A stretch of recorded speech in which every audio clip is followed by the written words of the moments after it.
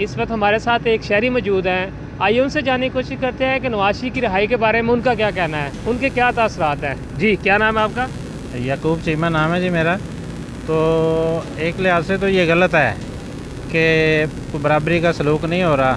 तो जिस तरह अब बहुत से लोग बीमार हैं, जेलों में जो बीमार पड़े हुए हैं, लेकिन उनके पास डॉलर नहीं है। जिसके पास डॉलर हैं वो ज़्यादा रिहा हो जाएगा। लेकिन एक लिहाज से बहुत अच्छा हुआ है कि ये कम से कम मुल्क को जो है ना वो अरबों डॉलर का फ़ायदा हो जाएगा। तो कोशिश करें, अगर कोई मईशत बेहतर हो सकती है, क्योंकि हमारा इंडस्ट्री से तल्लुक़ है, इंडस्ट्री बंद हो रही है, कोशिश करें ये कम से कम इंडस्ट्री बेहतर हो। ये इंडस्ट्री की बेहतरी के लिए, मुल्क की बेहतरी के लिए पैसा लगना चाहिए, बजाय इसके कि इधर उधर फिर लगा दें। इस वक्त हमारे साथ यूनिवर्सिटी ऑफ गुजरात की एक तलबा भी मौजूद है। आइए उनसे जानने की कोशिश करते हैं कि क्या ये वज़ीर आज़म इमरान खान का ये फ़ैसला ठीक है, किस हद तक ठीक है। आइए उनसे जानने की कोशिश करते हैं। क्योंकि उन्होंने इंसानी हुकूक को मद्देनज़र रखा है।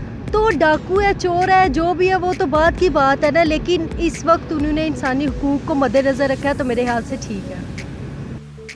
हमारे साथ इस वक्त नवाज शरीफ के मतवाले मौजूद हैं। आइए उनसे जानने की कोशिश करते हैं कि उनके लीडर की उनको कितनी खुशी है रिहा होने की।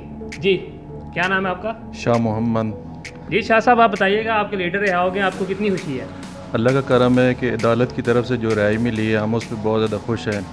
और हम अल्लाह ताला का शुक्र अदा करते हैं कि ये जो हमारे लीडर को रिहाई मिली है, ये इमरान खान साहब की वजह से नहीं मिली है, ये अदालत की वजह से रिहाई मिली है।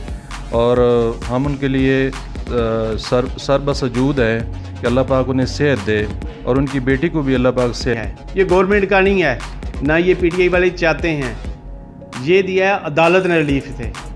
तो अदालत ने जो भी फैसला किया है हमें वो कबूल है। अगर इमरान खान के पास होता वो तो ना करता, हमें ये यकीन है वो ना करता, क्योंकि जो वो तो इन्हें ये चाहता है कि ये हमारे दुश्मन हैं। ये जुर्म है वो सिर्फ गरीब के लिए है, अमीर के लिए कोई जुर्म नहीं।